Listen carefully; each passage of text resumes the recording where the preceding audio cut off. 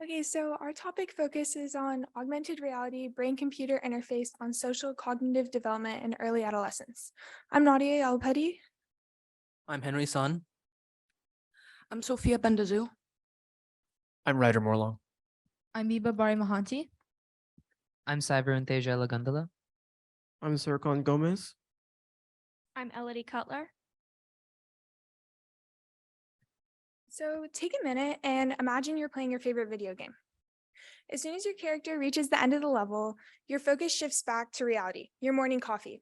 As you're adding your creamer, your character jumps to the next level. But instead of racing back to find your controller, you stay there because you're controlling this character with your brain using AR-BCI technology, or augmented reality brain-computer interface technology. AR is technology that combines computer-generated content and mixes it with the real world. While BCI, or brain-computer interface technology, is different in the sense that electrical signals are being read through external sensors to control a computer device. Now, both technologies are quite sophisticated by themselves. However, integrating AR and BCI together to create AR-BCI technology is one of the newest emerging inventions. AR-BCI allows an augmented reality to be more immersive because your brain signals are constantly being interpreted to make augmented reality feel less and less augmented. The features of AR-BCI and electrical brain signals can help neuroscientists explore the effects of social and cognitive development in users, especially adolescents. Now, AR-BCI technology isn't only used to wirelessly play a game and make coffee. There are actually many real-world applications, including creating hands-on educational systems in a more personalized AR environment. Now, AR-BCI is quite incredible in the sense that augmented reality seems real. But what is the implication of this, especially for the target audience of adolescents? Between the ages of 9 and 14, your brain, even though not physically growing to an extreme extent, is constantly interpreting the world around you as you meet new people and experience new things. But if the individual is constantly immersed in the world created by AR-BCI, what effects does this have on them? This leads to our research question. How will social cognitive development in early adolescence be affected by the future of augmented reality brain-computer interface? AO achieves this integration by superimposing digital elements onto the user's perception of the physical environment using spatial angles through simultaneous localization and mapping, or SLAM. Meanwhile, BCIs facilitate communications between the brain and external devices by interpreting brain signals recorded through non-invasive biosensors, such as EEG or electroencephalography. Our focus in AR-BCI is SSVEP, Steady State Visual Invoked Potential, the EEG response to visual stimuli at specific frequencies, offering precise brain activity measurements with high signal-to-noise ratios and artifact immunity. This opens up new possibilities for human-computer interaction, with applications spanning from gaming, education, healthcare, and industry. So, pre-adolescence, also known as early adolescence, is a stage in human development that stretches approximately from 9 to 14 years. During this, the parts of the brain that control social and emotional functions develop faster. For example, the medial prefrontal cortex and the frontal lobe, the superior temporal sulcus and gyrus, fusiform gyrus, temporal pole, and the temporal lobe, the temporal parietal junction, and the precuneus cingulate cortex in the parietal lobe, the posterior cingulate cortex, and the amygdala in the limbic lobe. Now, what all of these things have in common is that they all work on social and cognitive development, especially social functions, social cues, being able to read faces, being able to understand body language. And how does this interact with AI? And mostly, what does this really mean to be socially inept or socially advanced? Now, you've heard a lot about the how, but what about the why? We learn to, so first with social skill development, we learn to develop and socialize through the 5 pillars of socialization.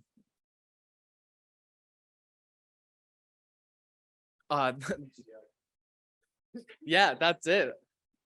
The 5 pillars of socialization. Can you hear me? All right. The 5 pillars of socialization, which are family, peers, school, religion, and mass media. AR can inhibit these, however, by creating similar isolation conditions that also occurred during COVID with adolescent behavior.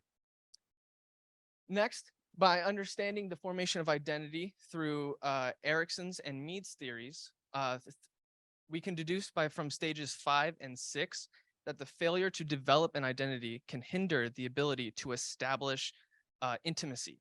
In other words, if you have no sense of self, you have no sense of intimacy, and therefore you lose a pillar of socialization, which will then, you then become less socially cognitively developed. Next would be Kohlberg's theory and Piaget's theory on norms. By combining these two theories, we can understand that children with properly developed cognitive and social functions understand social and moral norms, as opposed to the legalistic and more selfish norms that a younger brain would understand. Now, and then lastly, emotional regulation. Sorry, I'm losing my train of thought. If you aren't allowed to naturally develop your sense of regulation skills for your emotions and or your expression of your emotions because of a dependency gained from BCI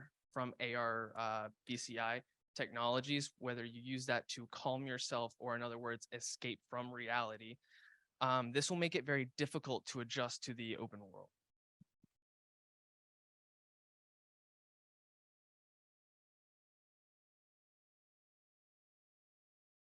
The implementation of AR-BCI technology can have many social, ethical, and legal issues. We have witnessed from the beginning of the 21st century how adolescents' attention has been shifted from the outside world surrounding them to the 2D technology that sits in the palm of their hands. Now imagine giving adolescents highly immersive 3D technology. Not only can this completely immerse them in a virtual world unfolding in front of their eyes, but this can draw their attention away from the outside surrounding events in the real world. This can cause many social issues if the usage of this technology is uncontrolled. Excessive usage of the AR-BCI technology can deprive adolescents of the physical social interactions necessary for their social developments and for their learning of social cues, such as maintaining eye contact with other individuals in conversations.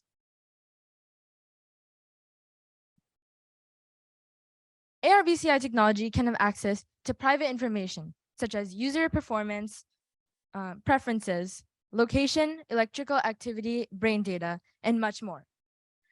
This can create rising ethical issues as it is unknown how their data is being handled and stored, and who may access such information. Location tracking can pose a threat, as if this data is accessed, people can see the user's home address and location patterns. Companies can attempt to gain access to information such as user preferences in order to manipulate adolescents into buying certain company products. AR-BCI can also access certain facial information, such as the user eye imaging. Facial recognition is a common way for identification, and accessing this data can pose a certain threat to possible identity theft. AR-BCI companies can be legally held accountable if such private information was disclosed without the user consent. Companies may also be held accountable if this data is breached, and if hackers can have access to this sensitive and private user data.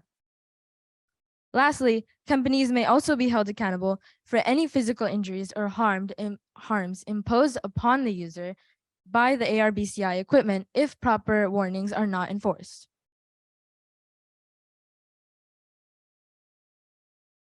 To the ideas we propose, AR can lead to developmental issues in social cues and social understanding. However, this could be tackled using AR programs that are tailored towards simulating and teaching the properties of human interaction. In one study that explored the usage of this technology on patients with autism, it showed to help break communication barriers while improving their understanding of social cues. In another part, due to the increased immersiveness and comfort paired with the social anxiety from the decreased development of social cognition that comes from this technology, the chances of creating dopamine dependencies drastically increase. Thus, we recommend the usage of this technology in a controlled but safe introduction to adolescence. We propose to introduce a time governing system through the use of moderation. This would entail the device has a shutoff system that would gradually expand in duration as the child ages. The system would max out between 2 to 4 hours in a set period of time. This usage of technology has been shown to prevent the creation of dependencies on technology. In a legal aspect, companies are storing vital information such as brain data and personal information. The importance of protecting this data needs to be upheld, and warnings and terms and conditions to educate the risk of extended use of this technology may cause. The privacy of all data should be kept within the companies and only shared with consent. Now let's go over the limitations in dialectics. So we all heard about the negative effects of the AR system or the augmented reality system, such as social development issues, dopamine dependency, and so on. But we can also go over the positive attributes of the augmented reality system, such as our learning experience in schools.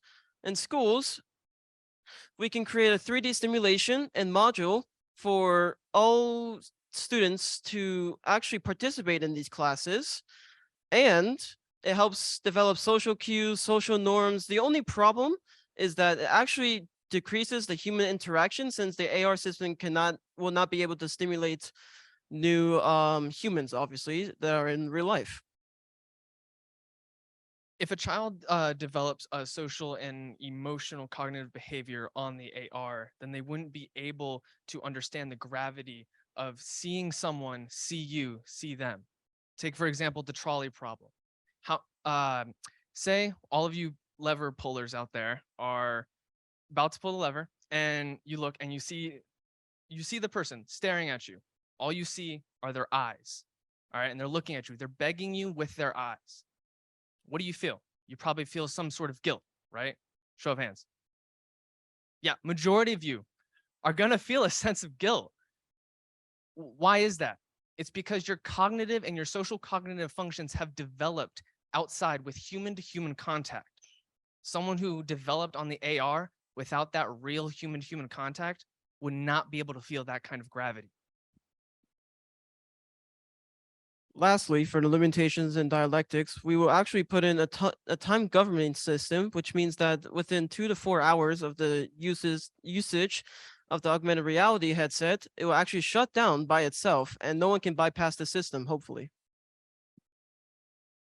AR-BCI is a fairly new technology, but its potential impact on teens' abilities to enhance emotional development and regulation, social interaction, and morality could be devastating. Along with the social issues facing these AR-BCI devices, legal and ethical problems have also arisen. In conclusion, AR-BCI is a new and promising technology of the future, but its negative impact on the brains of adolescents should make everyone rethink their willingness to hand these devices to their young and vulnerable teens.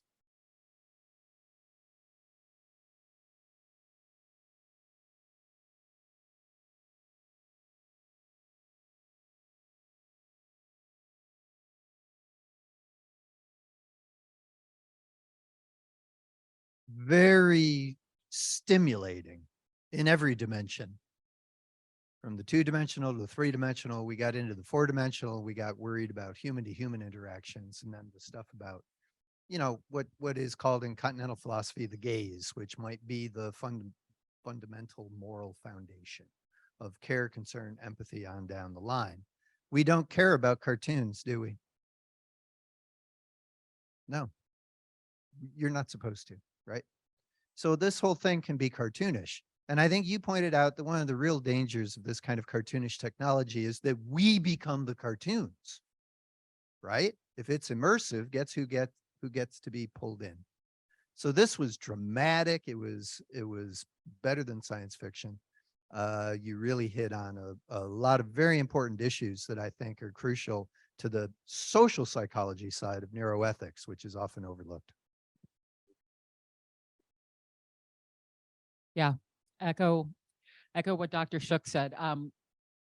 You really did a really good job of taking a technology, and this is maybe a midterm horizon technology. It's really easy to see how this could come into the real world. I love what you did at questioning how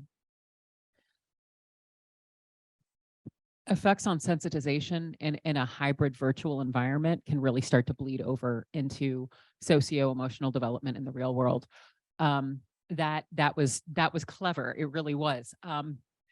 There's something about these immersive technologies that really does bleed between fiction and reality, and does draw people in, and it's not exactly being separated from the real world. I mean, look at Pokemon Go, right? These people are out walking around, and yet they're not fully in reality. So thinking about the effects of this on adolescents is really important. I thought you did a really good job in organizing your arguments and grounding them theoretically, relating it back to theories of development.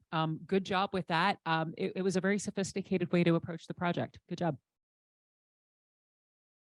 I love this presentation. As a child psychiatrist, there's so many things that I could say. I have to limit my comments, but I spend much of my day picking up the pieces of the effects of technology that on youth, right, that were not maybe not thought through on a social level. Video games, social media, and and this sort of things. Okay, so you're really right on.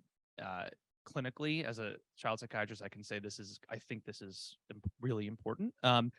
One of the things that was really sophisticated that you did, I wanted to just highlight, was how you situated the technology in the framework of these developmental theories.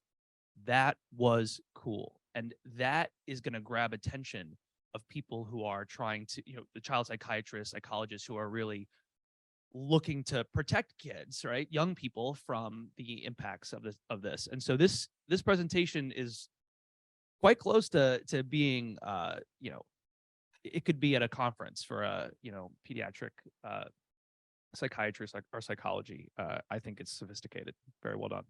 Yeah, I have to really augment what my colleagues have said. Where I see this fitting almost immediately is as a blog somewhere. I mean, I think this is a blog we could definitely get out from the Pellegrino Center with regard to a whole host of things. And what I really liked is that you bridged from the social sciences indirectly to the humanities, because you did bring in the whole issue of ethical action and the trolley problem and the gaze, which was very, very cool, back down to both the engineering sciences, the physical sciences with the tech, and then the life sciences, because you really hit on the whole issue of ages and stages in development, not just socially, but biopsychosocially, which is very, very cool. The other area about this that I think was implicit is that there is a public health and biosecurity issue here, in that this represents purloinable technology. And these are the narratives, memes, and perhaps constitutional realities, realities that are constituted for a child that can then be transmitted and manipulated. So I really liked what you did here. And I think there are certain parts of what you did that you didn't even realize you did such a good job in doing what you did. So great applause to that. And I definitely see this as tractionable. So kudos to all of you. Great job. Thank you.